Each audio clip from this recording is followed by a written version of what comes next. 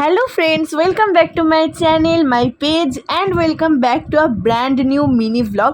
তো অনেক দিন পর আবারও একটা মিনি ভ্লগ নিয়ে চলে এসেছি। সকাল সকাল আমি গেছিলাম পড়াতে, আর পড়িয়ে চলে আসলাম বাড়ি আর খেয়ে নিলাম মিল্ক কফি খাওয়ার পর আমি তো এখন করে নিচ্ছি আমার ব্রেকফাস্টে ছিল লুচি, ঘুগনি আর আলু ভাজা। তারপরে আমি এখন স্নান সেরে দিয়ে নিলাম চুলে একটু সিরাম। আর আমি না এখন রিসেন্টলি ইউজ করছি গার্নিয়ারের SPF 50+ সুপার ইউভি এই এয়ার মিস্ট সানস্ক্রিনটা, যেটা কিন্তু এয়ার মিস্ট হওয়ার কারণে একদমই নন গ্রিজি।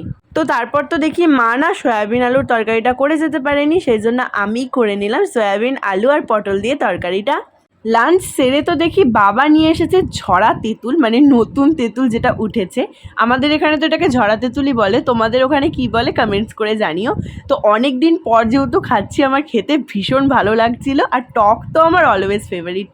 সন্ধেবেলায় তো এখন আমি আর মা রেডি হয়ে বেরিয়ে গেছি ঘুরতে। তো ফার্স্টে কোনো প্ল্যানিংই ছিল না কোথায় যাব। তারপরে মা আর আমি ঠিক করলাম যে বলরামপুর যাই, সেইখানে তো বাসন্তী ঠাকুর করেছে সুন্দর। আর এইখানে যাওয়ার পর লিটারেলি আমার দুর্গাপুজো ফিল হচ্ছিল, কারণ দেখেছো কত বড় দুর্গাপুজোর মতন প্যান্ডেল করেছে। আর তারপরেও ভেতরে যাওয়ার পর তো আমার পুরো দুর্গাপুজো একটা ভাইবস আসছিল। আসলে এটা দুর্গাই পুজো, কিন্তু দুর্গা মায়ের অন্য একটা রূপের। যারা বুঝতে পারোনি তাদের জন্য বলে দিচ্ছি, এখানে করেছিল সমুদ্র মন্থনের থিমটা। আর তারপরে তো এখন আমরা চলে এসেছি মেলা ঘুরতে। মা খেয়ে নিল এগ রোল আর আমি খেয়ে নিলাম চিকেন ললিপপ। তারপরে তো দেখছো মোমোর দোকানে এত ভিড়, তো অনেক কষ্ট করে মোমোটাও খেয়ে নিলাম। আর তারপরে তো কিনে নিয়েছিলাম কটন ক্যান্ডি, যেটা ছোটোবেলায় না আমি যেই মেলাতে যেতাম সেই মেলা থেকেই কিনে নিয়ে আসতাম। তো এইভাবেই গেল আজকে সারাদিনটা। তোমাদের ভিডিওটা কেমন লাগলো কমেন্টস করে জানিও। টাটা।